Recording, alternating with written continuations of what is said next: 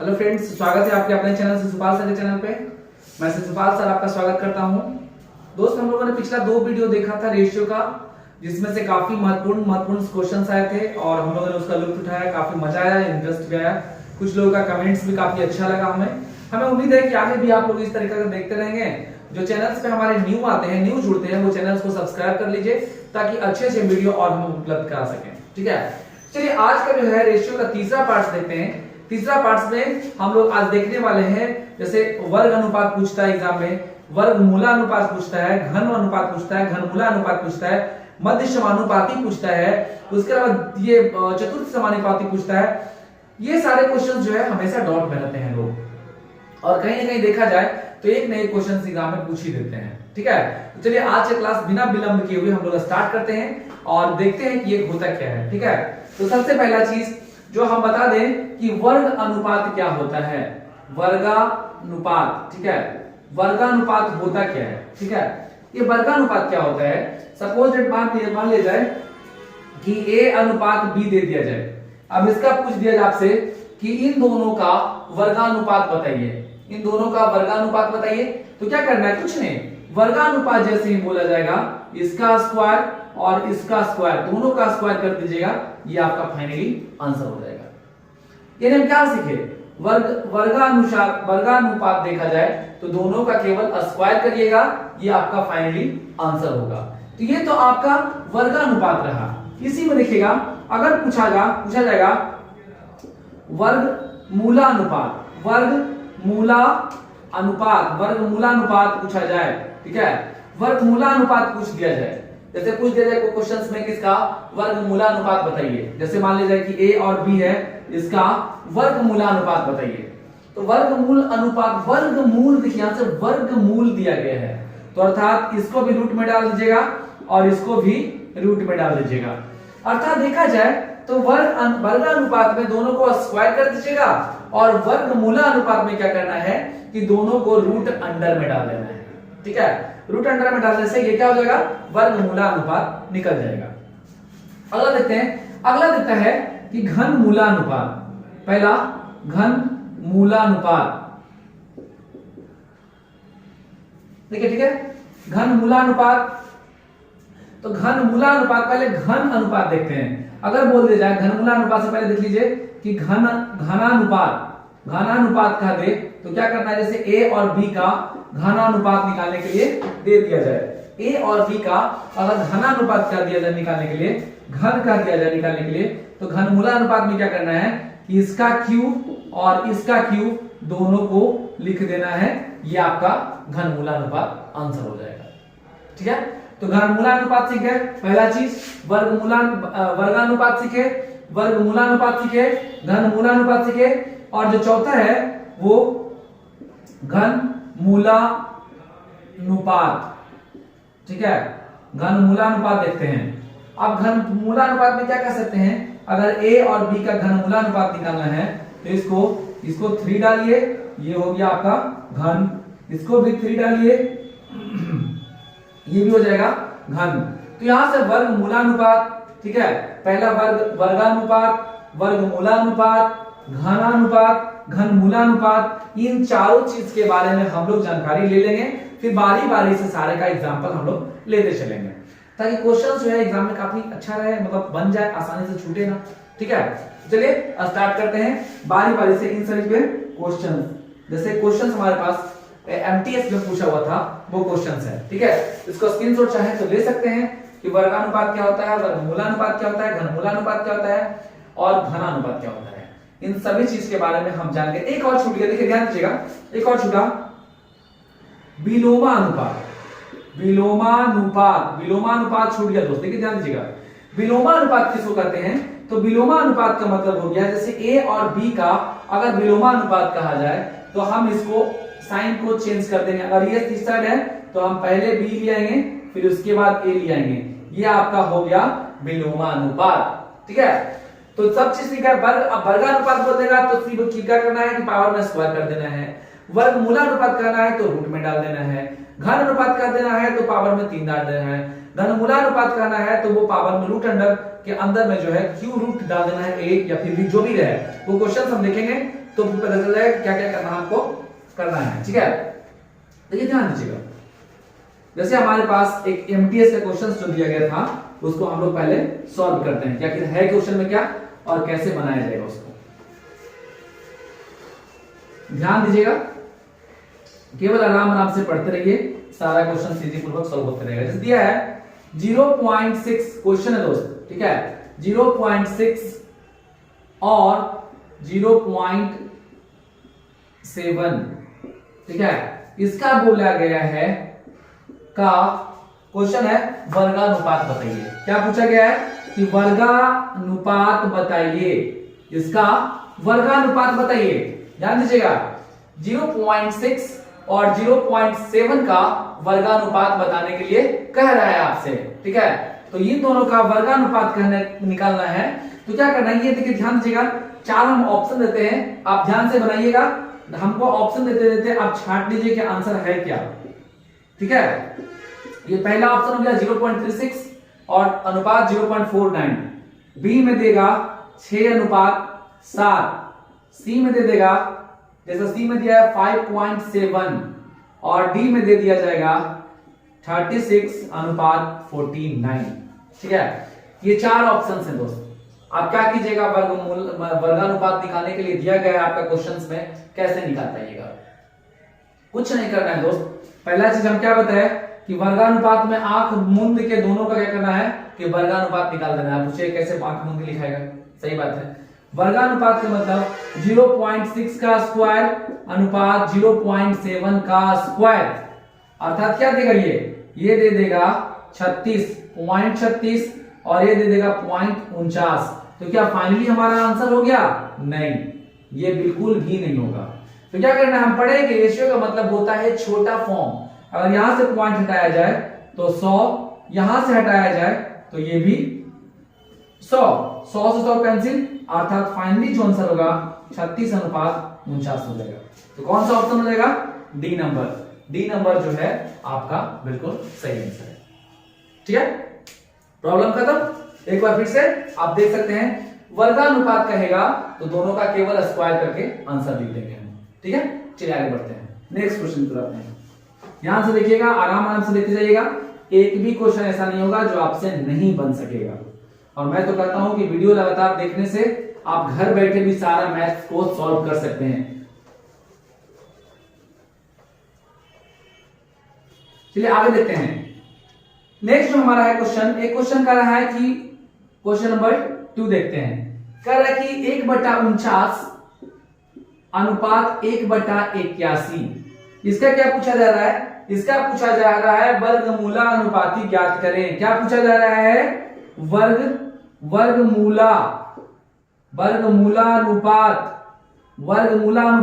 क्या होगा, ये पूछा जा रहा है हमारे से, ठीक है। यहां से पूछा जा रहा है कि वर्गमूलानुपात बताइए।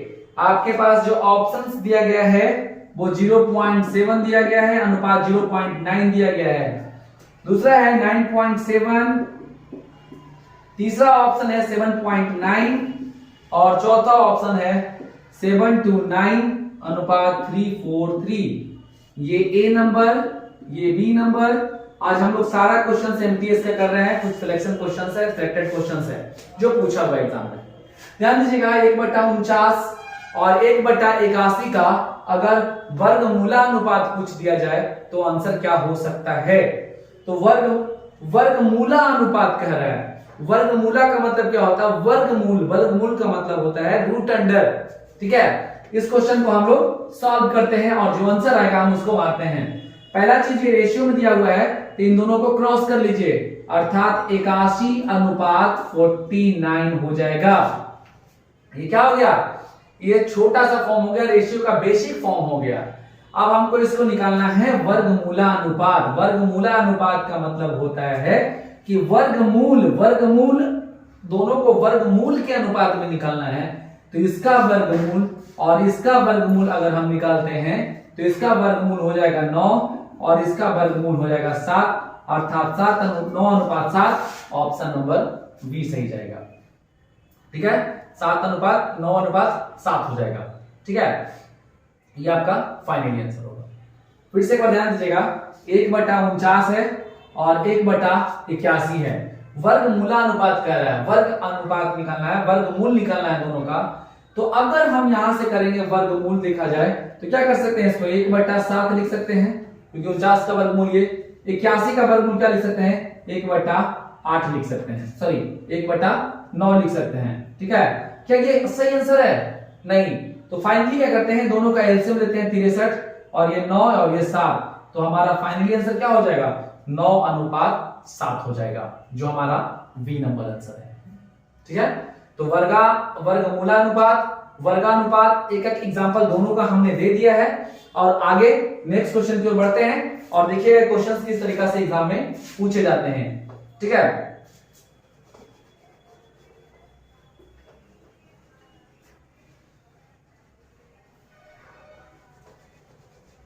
देखिए दोस्त नेक्स्ट क्वेश्चन को आते हैं। Question number 3। आज पूरा सिलेक्टेड क्वेश्चन जो है बेसिकली एमटीएस का है, जो इस बार एग्जाम में पूछा है। ठीक है, और कई एग्जाम में भी पूछा गया है। ठीक है, जैसे दिया है 1728 अनुपात 91:97, इसका पूछा गया है, इसका वर्गमूलानुपात बताइए। क्या पूछा गया है कि वर्गमूलानुपात बताइए, इसका वर्गमूलानुपात बताइए हमको जल्दी से। तो इसका वर्गमूलानुपात क्या कह रहा है, वर्गमूल कह रहा है। ठीक है, वर्गमूला सॉरी घनमूला है, घनमूलानुपात निकालना है, घनमूलानुपात निकालना है दोस्त। तो इनका घनमूलानुपात क्या निकाल सकते हैं हम, करते क्या है, घनमूला का मतलब होता है रूट अंडर में डाल देना है इसको 3 रूट, यहां भी 3 रूट।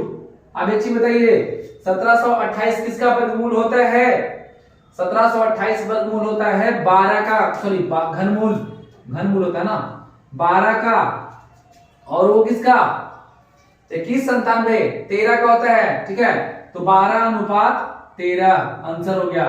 12 गुना 12 करेंगे तो हमारा ये आएगा। उसके बाद 13 गुना 13 करेंगे तो हमारा 2197 आएगा। तो हमको जो दिया गया क्वेश्चन में कि घनमूलानुपात ज्ञात करें, घनमूलानुपात इसका घन जब करते हैं तो कितना आ जाएगा, ये आ जाएगा। लेकिन यहाँ पे घन अनुपात नहीं कहा गया है, घनमूलानुपात अर्थात घनमूल कहा गया है। ठीक है, घनमूल निकालना है हमको, ये आपका आंसर हो गया। ठीक है, तीसरा क्वेश्चन भी समाप्त। अब आगे चलते हैं नेक्स्ट क्वेश्चन की ओर। क्लास रेगुलरिटी में बनाए रखिएगा, वीडियो को निरंतर देखिएगा, एक भी वीडियो मिस होगा प्रॉब्लम बढ़ जाएगा। ठीक है, मेरी कोशिश यही है कि पूरा मैथ्स का आपका एक एक क्वेश्चंस बनवा दें ताकि आपका कोई एग्जाम में प्रॉब्लम ना हो। नेक्स्ट क्वेश्चन दिया गया है, वो बोला गया है कि चलिए एक क्वेश्चन इस तरीका का भी हो सकता है कि x का 0.5%, x का 0.5% वो y के 30% के बराबर है। x का 0.5% जो है वो y का 30% के क्या है, बराबर रखा गया है। x का 0.5% y का 30% के बराबर रखा गया है। तो चलिए आपको बताना है कि y अनुपात x का मान ज्ञात करें। y अनुपात x का मान ज्ञात करना है दोस्त, ध्यान दीजिएगा, y अनुपात x का मान ज्ञात करना है। ठीक है, यहां से ध्यान दीजिएगा, परसेंट से परसेंट को कैंसिल कर लीजिए। ठीक है, परसेंट से परसेंट कैंसिल हो गया, अर्थात जो साथ में वैल्यूएशन रहता है वो उसका वैल्यू नहीं होता है, अर्थात y का वैल्यू होगा वो 30 कभी भी नहीं होगा। तो y का वैल्यू क्या हो जाएगा, तो y का वैल्यू हो जाएगा 0.5 और x का वैल्यू हो जाएगा 30, अर्थात 0.5 अनुपात 30। ठीक है, यहां से अगर हम 0 हटाते हैं तो यहां पे हो जाएगा 0, क्योंकि बटा में 0 जाएगा तो ये क्रॉस मल्टीप्लिकेशन, यहां से एक बार में और ये 60 बार में। आपका आंसर जो हो जाएगा वो x और y का देखा जाए तो 1:60 होगा। बट आपके पास जो पूछा जा रहा है वो क्या पूछा जा रहा है कि y अनुपात x का मान ज्ञात करें। ठीक है, हालांकि हम y अनुपात x से निकाले हैं, ध्यान दीजिएगा, ये y है ये x है, y का वैल्यू 0.5 और x का वैल्यू जो है ये 30 है। ठीक है, यहां से पॉइंट हटाए, यहाँ पे 0 डाल दिए। ठीक है, कोई प्रॉब्लम नहीं है। चलिए एक चीज बता दें कि जब समानुपात का इस तरह का क्वेश्चन अनुपात कर रहे हैं तो जो साथ में वैल्यू होता है वो उसका वैल्यू नहीं होता है। अगर x के साथ ये 5 ये है तो ये x का वैल्यू कभी नहीं होगा, ये अपोजिट इसका वैल्यू हो जाएगा। यानी x बराबर 30, y बराबर 0.5। ठीक है, तो हम यहाँ क्या किए कि हमको पूछा जा रहा है कि y अनुपात x बताइए, तो y अनुपात x करेंगे तो y का वैल्यू 0.5 और x का वैल्यू 30, यहां से काटेंगे तो 1 अनुपात 60 आ जाएगा। ठीक है, ये आपका फाइनल आंसर है। समझ गए? चलिए नेक्स्ट क्वेश्चन की ओर बढ़ते हैं।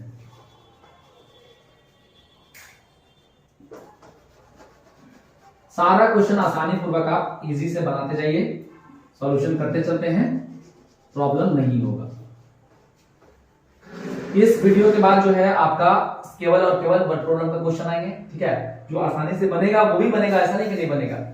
एक क्वेश्चन से देखिए, ध्यान दीजिएगा, a प्लस बी अनुपात b प्लस सी अनुपात c अनुपात a, इसका वैल्यू जो दे रखा है वो 4 अनुपात 7 अनुपात 9 दिया है। ठीक है, 4 7 9 दिया है, a b c भी दिया हुआ है, a प्लस बी प्लस सी बराबर 30, a प्लस बी प्लस सी बराबर 30 दिया है। आपसे पूछा जा रहा है कि c बराबर बताइए, आपको ये निकालना है। a प्लस बी दिया हुआ है, a प्लस बी बराबर आपको दिया गया है 4। ठीक है, b प्लस सी जो दिया गया है वो दिया गया है 7, c प्लस a जो दिया गया है वो दिया गया है 9। और एक चीज और दे रखा है आपको, a प्लस बी प्लस सी बराबर जो दिया गया है वो 30 दिया गया है। और फाइनली जो पूछा गया है कि c का मान हमको बताइए, क्या हो सकता है c का मान। ठीक है, देखिए ध्यान दीजिए, पहले हम देखते हैं इसका लॉन्ग मेथड, उसके बाद हम जल्दी से शॉर्ट बनाएंगे। ठीक है, अगर मान लीजिए कि आपके जगह पे हम होते तो क्या करते, अगर a प्लस बी बराबर इसको 4 के मानते आप, ठीक है, b प्लस सी 7 के मानते इसको आप, c प्लस a 9 के मानते आप इसको, यही ना मानते, बेसिकली क्या मानते आप, यही बनाते। ठीक है, अब यहां से देखा जाए तो तीनों को जोड़ दीजिए तो कितना हो जाएगा, 2a 2b 2c। ठीक है, बराबर कितना, 9 7 16 16 7 20 के। ठीक है, यहां से 2 कॉमन ले लीजिए, 2 कॉमन ले लीजिएगा तो a प्लस बी प्लस सी बराबर हो जाएगा 20 के। ठीक है, अब यहां से 2 से काट दीजिए, ये 10 के हो गया। इसका वैल्यू आपको दे रखा है 30, इसका वैल्यू क्या रखा है, 30 दे रखा है, तो 30 बराबर 10 के। यहां देखिए 30 बराबर 10 के, और यहां से काट दिया जाए तो k बराबर 3 हो गया दोस्तों, k बराबर 3 हो गया। अब यहां देखिए a प्लस बी बराबर आपको 30 दे रखा है, a प्लस बी प्लस सी बराबर कितना रखा है, तो 30 देखा रखा है। और जबकि ए बी बराबर जो दिया गया था, ए बी बराबर 4 के दिया हुआ है, ए बी बराबर कितना दिया हुआ है 4 के, तो के का मान निकाल के लिया है कितना 3, तो यहां से कितना 4 गुना 3 अर्थात a प्लस बी जो मिला आपको वो कितना मिल गया 12 मिल गया। अब यहां पुट कर दीजिए, a प्लस बी बराबर कितना 12 प्लस c बराबर 30, c बराबर 30 माइनस 12 अर्थात आंसर हो गया 18। ठीक है, ये आपका लॉन्ग प्रोसेस हो गया दोस्तों। क्या किए हम, लॉन्ग भी थोड़ा सा बताना चाहते हैं। देखिए a प्लस बी बराबर दिया हुआ है 4, b प्लस सी बराबर दिया हुआ है 7, c प्लस a बराबर दिया हुआ है 9, और ये अनुपात में है। ठीक है, तो a प्लस बी बराबर हम 4 के मान लिए, b प्लस सी बराबर 7 के मान लिए, c प्लस a बराबर 9 के मान लिए। हम इन सबको आपस में जोड़ देते हैं, 2 1 2b 2c 2a 2b 2c बराबर 9 7 16 16 4 20 के।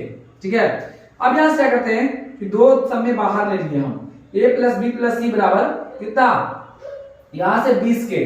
अब इन 2 से इसको हम काटिए 10 बार में, और ये तीनों बराबर आपको वैल्यू दे रखा है 30, तो इतना बराबर जब 30, तो 30 बराबर 10 के, 30 बराबर 10 के, तो ये बराबर 3 हो गया। अब यहां से वैल्यू रख दिए, तो 4 तिया कितना, 4 तिया 12, a प्लस बी बराबर 12 और a प्लस बी प्लस सी बराबर 30, इतना बराबर 12, तो इतना बराबर कितना, सी बराबर घटा लेंगे तो क्या हो जाएगा, 18 हो जाएगा।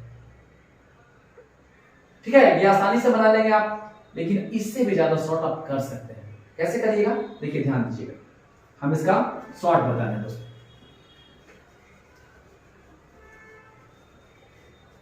इतना करने की आवश्यकता नहीं है, के मानने की जरूरत नहीं है, एक्स मानने की जरूरत नहीं है, कुछ भी मानने की जरूरत नहीं है, ध्यान रखने की केवल जरूरत है और वो आसानी से बना सकते। कैसे, देखिए ध्यान दीजिएगा, इस क्वेश्चन को देखते हैं सोल्व करके। हमसे क्या दिया गया है, सर डाटा दिया गया है, हमसे केवल सी पूछा गया है कि सी बराबर बताओ भाई क्या होगा, है ना। क्वेश्चन में a प्लस बी दिया, b प्लस सी दे दिया, c प्लस ए दे दिया, a प्लस बी प्लस सी भी दे दिया, आपसे फाइनली पूछ दिया सी बताइए। कभी कभी ऐसा भी होगा कि a अनुपात b अनुपात c भी पूछ दे, ऐसा क्वेश्चन पूछ दे कि a अनुपात b अनुपात c क्या होगा ये बताइए। तो चलिए पहले हम c देख लेते हैं, उसके बाद आप खुद निकाल लीजिएगा क्या होगा क्या नहीं होगा। ठीक है, तो क्या करना है, ध्यान देना है। हम करेंगे क्या कि यहां सबको प्लस कर देंगे डायरेक्टली, यहां भी प्लस कर देंगे। यहां ध्यान दीजिए, 1 2 2a, हम 2 ऑलरेडी सब में से कॉमन निकाल लेते हैं क्योंकि 2a 2b 2c बन रहा है, तो 2a plus b plus c बराबर कितना, सबको जोड़िए, 9 7 16, 16 4 कितना 20, इतना बराबर 20, और ये दे रखा है आपको 30, तो 60, 20 की जो वैल्यू होगा वो 60 के बराबर होगा। 20 की जो वैल्यू है वो किसके बराबर, 60 के बराबर। तो 1 की वैल्यू क्या हो जाएगा, 1 का जो वैल्यू हो जाएगा वो 3 के बराबर। 1 का वैल्यू किसके बराबर, 3 के बराबर। तो जब 1 का वैल्यू 3, तो 4 का वैल्यू कितना, 4 गुना 3 अर्थात कितना 12। ये फाइनली आपको मिल गया a प्लस बी 12। यहां से पुट कर दीजिए ना, 12 ये 12 में कितना जोड़ दिया जाए कि 30 हो जाए। तो 12 में यदि हम 18 प्लस कर दें तो फाइनली क्या हो जाएगा, 30 हो जाएगा। तो सी का मान कितना, 18। सिंपली आप बना सकते हैं इसको, शॉर्टकट बनाइएगा ज्यादा बेहतर रहेगा, एग्जाम जल्दी निकलेगा। अगर चाहिएगा कि हम इसको बनाते रहें, लगे हुए रहें, तो फिर नहीं निकल पाएगा। देखिए दोस्तों, एग्जाम निकालने के लिए आपको जरूरी नहीं कि सारा क्वेश्चंस आना ही चाहिए। एग्जाम्स निकालता वही इंसान है जो सटीक आंसर मारता है। 100 क्वेश्चंस हो उसमें 60 क्वेश्चंस मारते हैं, 70 क्वेश्चंस मारते हैं, अप्रॉक्स 100% सही मारते हैं, तभी आपका रिजल्ट जो है बनता है। ठीक है, ध्यान दीजिएगा। नेक्स्ट क्वेश्चन की ओर आगे बढ़ते हैं। ठीक है,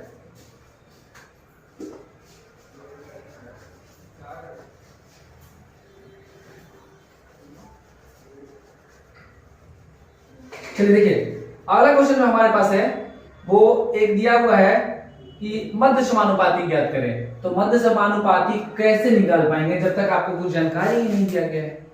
तो सबसे पहले हम देखते हैं बारी बारी से कि मध्य समानुपाती क्या होता है, तृतीय समानुपाती क्या होता है और चतुर्थ समानुपाती क्या होता है। 3 समानुपाती होता है दोस्त। पहला ध्यान दीजिएगा कि मध्य समानुपाती ज्ञात करने कहता है, मध्य समानुपाती या मध्य अनुपात भी कहता है सब लोग।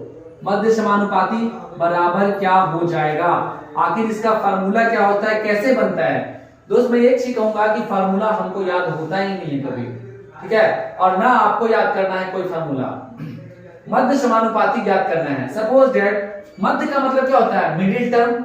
हम क्या पढ़े हैं कि ए बी सी और डी 4 टर्म है आपके पास, ए बी सी डी 4 पद है आपके पास। हमको मध्य समानुपात निकालने का रहा है, अर्थात मध्य समानुपात का मतलब ये जो टर्म होगा वो एक ही होना चाहिए, ये दोनों टर्म जो होगा वो एक ही होना चाहिए। तो मध्य समानुपाती क्या होता है कि ए अनुपात मान लेते हैं x, मान लेते हैं x और यहां मान लेते हैं b। देखिए टर्म वैसे 4 हुआ आपका, 1 2 3 4, बट मध्य समानुपाती का मतलब होता है मिडिल टर्म दोनों जो होगा वो सेम होना चाहिए आपका। अगर x दिखा है तो वहां भी x दिखेगा। अगर हम इन दोनों को आपस में गुना कर दें तो क्या देगा, x² और यहां से कर दें तो क्या देगा ab, अर्थात x बराबर जो होगा √AB हो जाएगा। तो मध्य समानुपाती का फॉर्मूला क्या निकल गया? Root under A B. क्या निकला? Root under A B. या फिर बहुत सारे बुक्स वगैरह जो क्या करते हैं कि इसको ए मानते हैं, इसको कुछ मानते ही नहीं है और इसको सी मान लेते हैं। तो क्या मान लेते हैं? सी मान लेते हैं। यहाँ क्या हो जाएगा? सी हो जाएगा और यहाँ भी सी हो जाएगा। अरे बुड़बक लेका, यहाँ पे बी भी रहेगा तो फॉर्मूला चेंज हो जाएगा, वही रहेगा। ठीक है, सारा फॉर्मूला वही है। केवल बुक्स के भरोसे मत रहिएगा, बुक्स पढ़ना उस तरीका से मत पढ़िएगा कि रटन तोता हो जाए आप। केवल आप इसको समझने का प्रयास कीजिए कि मध्य समानुपाती होता क्या है। मध्य समानुपाती का मतलब इन दोनों का जो टर्म होगा वो इक्वल होना चाहिए, बराबर होना चाहिए।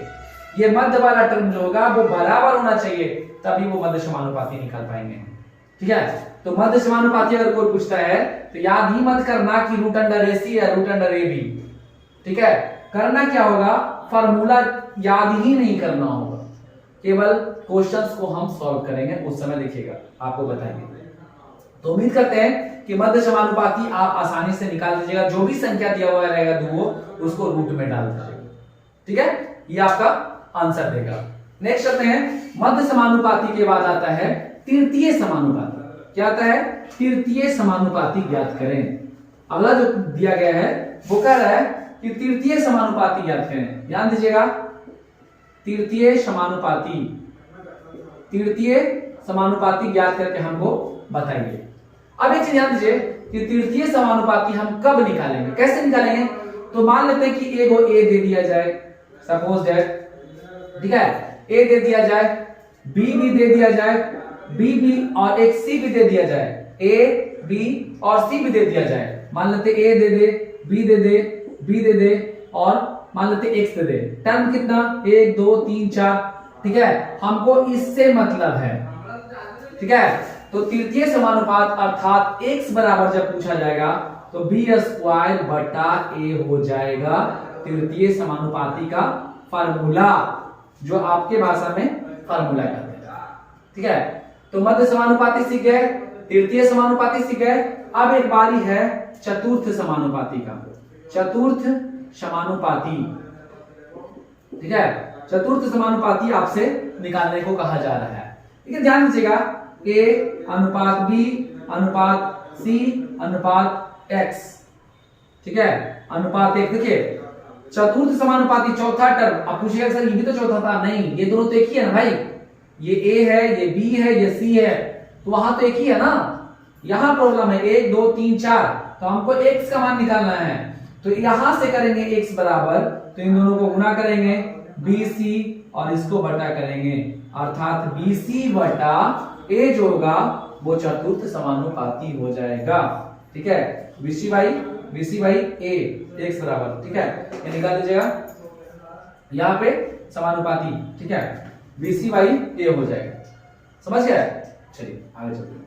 ये तीन चीज सीखे हम कि मध्य समानुपाती कैसे निकालेंगे, तृतीय समानुपाती कैसे निकालेंगे, चतुर्थ समानुपाती कैसे निकालेंगे। तो इन सारी चीजों का ज्ञान जो है आपको आसानी से हो गया। ठीक है, अब चलिए क्वेश्चन की ओर हम लोग बढ़ते हैं। ठीक है, क्वेश्चन बनाते हैं।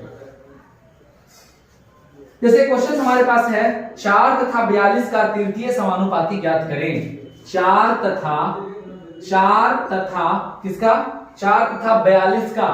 4 तथा 42 का क्या निकालना है हमको? तृतीय समानुपाती ज्ञात करें। तृतीय समानुपाती ज्ञात करें। ठीक है, तृतीय समानुपाती हमको ज्ञात करने के लिए कहा गया है। तृतीय समानुपाती का मतलब क्या हो गया? ध्यान दीजिएगा, तृतीय समानुपाती का मतलब क्या? एक टर्म हमारा a दिया हुआ है। ध्यान दीजिएगा, पहले इसको समझाते हैं, क्वेश्चन को बढ़िया से समझिएगा। आपको कोई भी फार्मूला याद करने की जरूरत नहीं है, कहीं भी याद करने का जरूरत नहीं है। क्या करना है वो केवल ध्यान से देखने वाला बात है। यहां देखिए क्या दिया हुआ है? 4 दिया हुआ है और यहाँ कितना है? 42 दिया हुआ है। इसका हमको निकालना क्या है? तृतीय समानुपाती निकालना है। किसका? इन दोनों का तृतीय समानुपाती।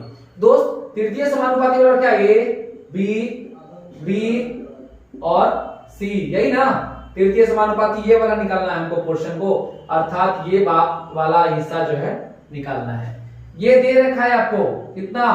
4। बी भी दे रखा है 42, यहां भी दे रखा है 42 और यहां x। ठीक है, आप देखिए इन दोनों का अगर हम स्क्वायर कर दें, क्योंकि जानते हैं ना कि दूर वाला को दूर के साथ, नजदीक वाला को नजदीक के साथ गुना करते हैं, तो इसको इसके साथ कर दें तो 4x, इसको इसके साथ कर दें तो 42 गुना 42, ठीक है, 42 गुना 42 हो जाएगा। अब यहां देखो x बराबर 42 गुना 42 बटा 4, यहां से 2 दूना 4, 21 दूना 42, फिर दोस्तों देखिए यहां से 21 अर्थात 441 होगा, वो आपका फाइनली आंसर होगा। यानी कि आपका तृतीय समानुपाती की बात किया जाए तो तृतीय समानुपाती क्या हो जाएगा, 441 हो जाएगा, ठीक है। तो 3-4 चीज यहां से भी सीख सकते हैं आप। मध्य समानुपाती निकाल सकते हैं, तृतीय समानुपाती निकाल सकते हैं, आप विलोमानुपाती निकाल सकते हैं, कुछ भी निकाल सकते हैं दोस्त, आप कुछ भी निकाल सकते हैं। एक अगला क्वेश्चन देखते हैं, उसमें कहा गया है कि चतुर्थ समानुपाती ज्ञात करें। कहा गया है कि चतुर्थ समानुपाती ज्ञात करें। किसका किसका दिया गया है, हमारा हमको दिया गया है 2, उसके बाद दिया गया है 12, उसके बाद दिया गया 3, इसका बोला गया है चतुर्थ समानुपाती ज्ञात करें। चतुर्थ समानुपाती ज्ञात करें, ये क्वेश्चन है। यानी कि ए के जगह पे हमारा 2, बी के जगह पे 12 और सी के जगह पे 3 और डी के जगह पे जो है वो आपको निकालना है, ठीक है। तो यहां से चतुर्थ समानुपाती निकालना है अर्थात x का वैल्यू निकालना है, तो इन दोनों को आपस में गुना कर लीजिए। 12 गुना 3 और बटा में लिया ये 2 अर्थात 2 छक्का 12 अर्थात 6 तिया 18। ये क्या निकल के आया, ये चतुर्थ समानुपाती हम निकाल लिए, ठीक है। तो आपको यहां से कंप्लीट हो गया होगा कि आप मध्य समानुपाती पूछे तो रूट अंडर AC डाल दीजिएगा सीधा, यानी कि AC और AB याद नहीं करना है, दोनों को रूट में डाल देना है सिंपली, ठीक है। उसके बाद तृतीय समानुपाती बोलेगा अगर निकालने के लिए, तब क्या करेंगे, तब इसका सेकंड वाला का 2 बार गुना कर देंगे, 42 गुना 42 और इसको नीचे में भाग दे देंगे, ठीक है। चतुर्थ समानुपाती अगर कहता है तो इन दोनों को आपस में 2 और तीसरा पोर्शन को गुना करेंगे और इसको भागा देंगे अर्थात हमारा 18। उम्मीद करते हैं कि मध्य समानुपाती इन सभी क्वेश्चंस को समझ में आ गया होगा। नेक्स्ट चलते हैं, एक क्वेश्चन दिया है हमारा 4 तथा 9 का, ध्यान दीजिए दोस्त, 4 तथा 9 का मध्य समानुपाती ज्ञात करें। कौन सा बड़ा क्वेश्चन आ गया भाई, 4 तथा 9 का क्या करना है, मध्य समानुपाती ज्ञात करना है, मध्य समानुपाती ज्ञात करना है, यही क्वेश्चन है। 4 तथा 9 का मध्य समानुपाती ज्ञात करें। क्या करेंगे इसका कि दोनों को डाल देंगे रूट में, 4 गुना 9 अर्थात हो गया 36, 36 का वर्गमूल होता है 6, ये आपका मध्य समानुपाती आंसर हो गया, ठीक है। तो सारा क्वेश्चन हम लोग सीख लिए हैं यहां से। चलिए कुछ बेसिक का क्वेश्चन सॉल्व करते हैं जो काफी इंपॉर्टेंट आपके लिए है, और बेसिक का सारा कॉन्सेप्ट जो है आज हम लोग क्लियर कर लेंगे, और ताकि इससे प्रॉब्लम कभी सॉल्व हो जाएगा सारा का सारा। एक क्वेश्चन है, ध्यान से देखिएगा, x माइनस 2, ठीक है, x माइनस 2 और x माइनस 3, x माइनस 2 और x माइनस 3 के बीच इन दोनों के बीच जो है वो मध्य समानुपाती, इन दोनों के बीच मध्य समानुपाती, इन दोनों के बीच मध्य समानुपाती है वो x है। क्या दिया गया है, x माइनस 2 और x माइनस 3 के बीच मध्य समानुपाती x दिया गया है। Find the value of x, find x का हमको मान निकालना है। क्या करना है, x का वैल्यू का मान निकालिए। कितना आसान क्वेश्चन। आप जानते हैं कि मध्य समानुपाती बराबर क्या होता है, तो रूट अंडर a गुना b होता है, ठीक है।